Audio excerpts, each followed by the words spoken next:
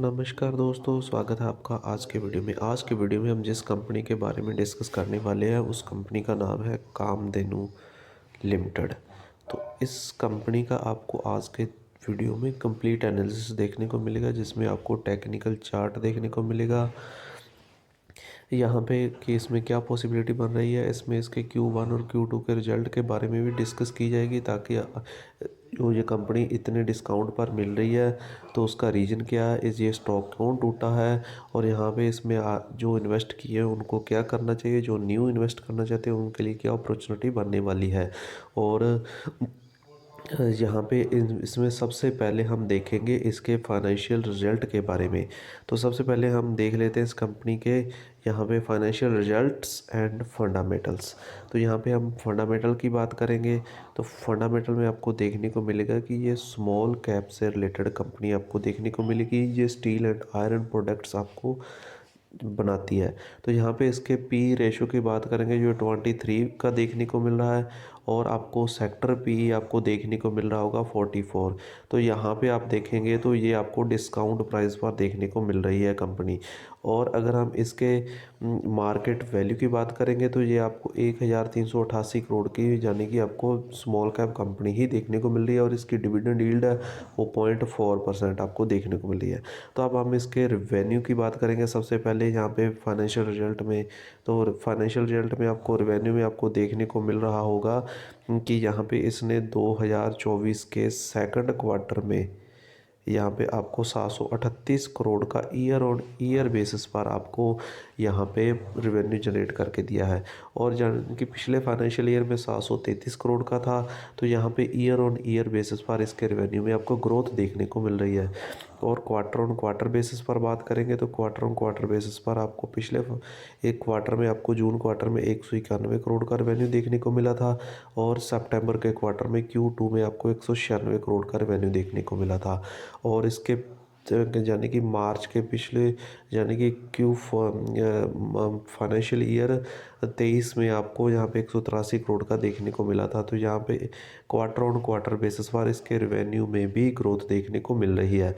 और अब हम इसके प्रॉफिट की बात कर लेते हैं। तो प्रॉफिट नेट प्रॉफिट में आपको देखने को मिल रहा होगा कि यहाँ पे क्वार्टर ऑन क्वार्टर बेसिस पर आपको इस Q2 के क्वार्टर में 15 करोड़ का प्रॉफिट जनरेट किया कंपनी ने, और जून के क्वार्टर में भी Q1 के क्वार्टर में 15 करोड़ का प्रॉफिट जनरेट किया। तो यहाँ पे क्वार्टर ऑन क्वार्टर बेसिस पर कंपनी के जो प्रॉफिट है वो स्टेबल देखने को मिल रहा है। कंपनी का प्रॉफिट या मार्जिन श्रिंक नहीं हुए हैं, वो स्टेबल देखने को मिल रहे हैं। और अगर हम इसके ईयर ऑन ईयर बेसिस पर देखेंगे कि इसका जो ईयर ऑन ईयर बेसिस पर प्रॉफिट है वो इंक्रीज हो रहा है कि नहीं हो रहा है, कंपनी ग्रोथ कर रही है कि नहीं कर रही। तो यहाँ पे आपको देखने को मिलेगा ये कंसिस्टेंटली आपको यहाँ से इस तरह से ऊपर की ओर जाती हुई दिखाई दे रही है, ग्रोथ करती हुई दिखाई दे रही है। तो यहाँ पे इसमें आपको पिछले फाइनेंशियल ईयर में आपको 2023 में 41 करोड़ का प्रॉफिट देखने को मिला था। इस फाइनेंशियल ईयर में आपको यहाँ पे 50 करोड़ का प्रॉफिट देखने को मिला है। तो उससे जहाँ 2022 के फाइनेंशियल में आपको 26 करोड़ का प्रॉफिट देखने को मिला था, और 2021 के आपको 15 करोड़ का, और यहाँ पे 2020 में आपको 1 करोड़ का जब कोविड आया था। तो यहाँ पे कंपनी का जो प्रॉफिट है वो ईयर ऑन ईयर बेसिस पर एक यहाँ पे कंसिस्टेंटली और शानदार आपको ग्रोथ देखने को मिल रही है। और अब इसके हम शेयर होल्डिंग पैटर्न की बात कर लेते हैं। तो शेयर होल्डिंग पैटर्न में आपको देखने को मिलेगा सितंबर के क्वार्टर में आपको जो प्रोमोटर्स ने उसने अपनी 7.21% की अपनी हिस्सेदारी को डिक्रीज़ किया है।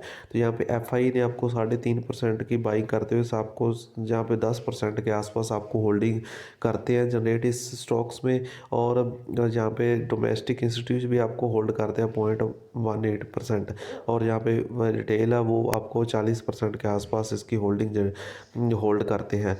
तो यहाँ पे आपको इस स्टॉक के फंडामेंटल्स और होल्डिंग है वो भी आपको अच्छी देखने को मिली, क्योंकि FI जैसे यहाँ पे इसने इतनी बड़ी होल्डिंग जनरेट करते हैं तो इससे स्टॉक के फंडामेंटल्स एंड कंपनी के जहाँ पे कामकाज में कोई डिफेक्ट नहीं। तो अब हम इसके टेक्निकल चार्ट पर चलते हैं और देखते हैं कि उसमें अब आपको क्या पॉसिबिलिटी बन रही है, बाई करना चाहिए, एग्जिट करना चाहिए, कहाँ पे बाई करना चाहिए, ये सब हम देखते हैं टेक्निकल चार्ट के अंदर।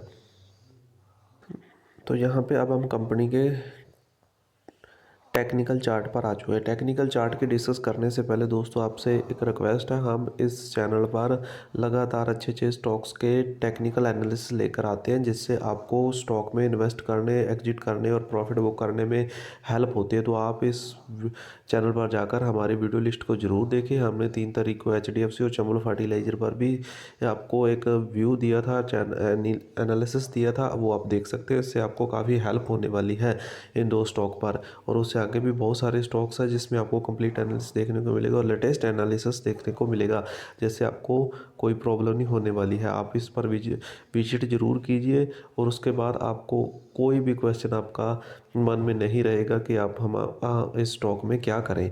तो यहाँ पे अब हम कामधेनु के टेक्निकल चार्ट पर आ चुके हैं। टेक्निकल चार्ट में आपको देखने को मिल रहा होगा, हम कुछ टाइम पहले यानी कि यहाँ से मार्च के टाइम में चलते हैं।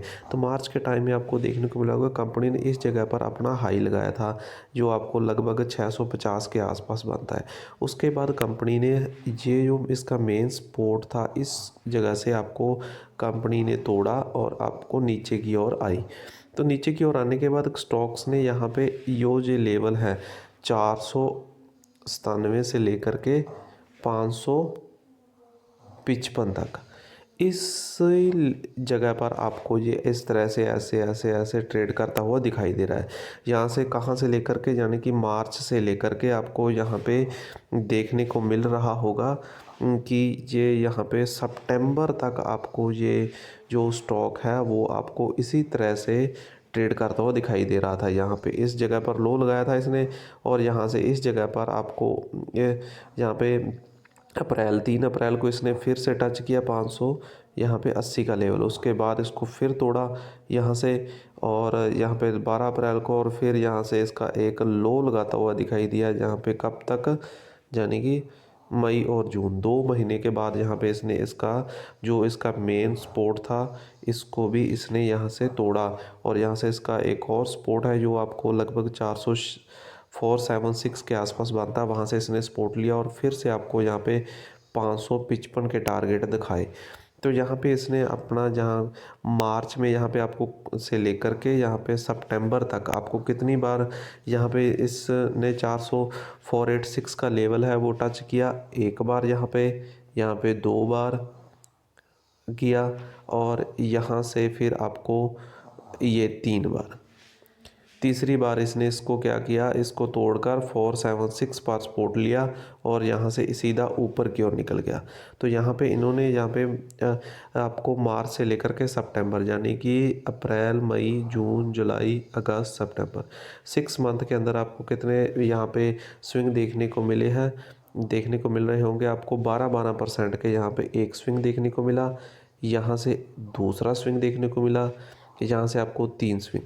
तो 6 मंथ में आपको 3 स्विंग देखने को मिले हैं इस स्टॉक में 11.71% के आपको। तो यहाँ पे आपको 3 स्विंग का मतलब बनता है कि आपको लगभग आपने 30% का रिटर्न जनरेट कर लिया 6 मंथ के अंदर इस स्टॉक में, जब ये स्टॉक इस लेवल पर आया, यानी कि 486 497 के जब भी इस लेवल पर स्टॉक ने अपना सपोर्ट लिया है, तो यहाँ से जिसने भी बाई किया उसको 6 मंथ के अंदर इसने 30% का दिया। और उसके बाद इसने एक बेहतरीन यहाँ से इस जो रेजिस्टेंस बन रहा था इसको इसने तोड़ा सितंबर के मंथ में और एक अपना फ्रेश हाई लगाता हुआ दिखाई दिया यहाँ पे इस लेवल पर, यानी कि इसने एक हाई लगाया था 672 का यहाँ पर इस लेवल पर। और कौन सी डेट को लगाया था ये भी हम आपको बता देते हैं, यहाँ पे 17 सितंबर को।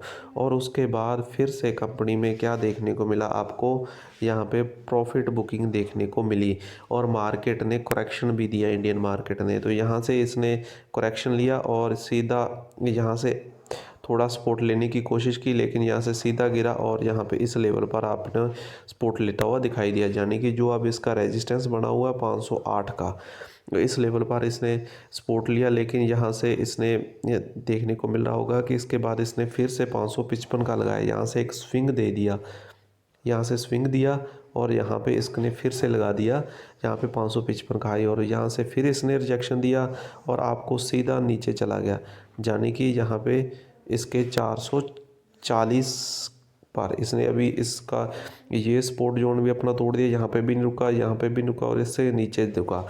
और अब इसने यहाँ से एक यहाँ पे कम फिर कंसोलिडेट किया और यहाँ से अब नीचे आता हुआ दिखाई दिया और अब यहाँ से इसने ब्रेकआउट दे दिया है, यानी कि 440 से ऊपर यहाँ पे जो इसका फर्स्ट जो हम मेन सपोर्ट जोन मानते हैं 476 के ऊपर अब निकल चुका है ये। तो अब इसका जो सेकंड सपोर्ट है वो है यहाँ पे 97 के पास। तो 497 के ऊपर अब ये आपको ट्रेड करता हुआ दिखाई दे रहा है कुछ दिन से यहाँ पे इस तरह से। इसमें अब पॉसिबिलिटी ये बनती है कि कंपनी के फंडामेंटल में कोई प्रॉब्लम नहीं है, फाइनेंशियल रिजल्ट में कोई प्रॉब्लम नहीं, कंपनी अच्छा जनरेट कर रही है, कंपनी का काम का स्टील एंड आयरन प्रोडक्ट बनाने का है। तो यहाँ से अब आप एक इसमें स्टॉक में एंट्री ले सकते हैं 497 पर। और अगर आपको नीचे और देखने को मिले तो 476 पर आप इसमें एक एवरेज कर सकते हैं और यहाँ से आपको टारगेट बनता हुआ दिखाई दे रहा है। फर्स्ट टारगेट आपको यहाँ पे 528 का देखने को मिलेगा इस स्टॉक के अंदर और सेकंड टारगेट आपको 555 से लेकर के 565।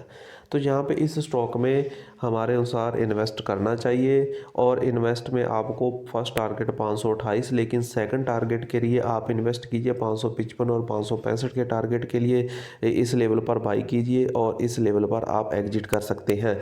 तो यहाँ से आपको एक अच्छी खासी स्विंग ट्रेड मिलने वाली है। अगर आप इन्वेस्टर हैं तो ये आपको एक साल के अंदर यहाँ से 640 तक के टारगेट भी आपको दिखा सकता है। और अगर आप यहाँ पे स्विंग ट्रेडर हैं तो यहाँ पे आपको एक स्विंग लेना चाहिए 1 मंथ या 1.5 मंथ के लिए और यहाँ से आपको 497 पर बाई करना चाहिए इस स्टॉक को।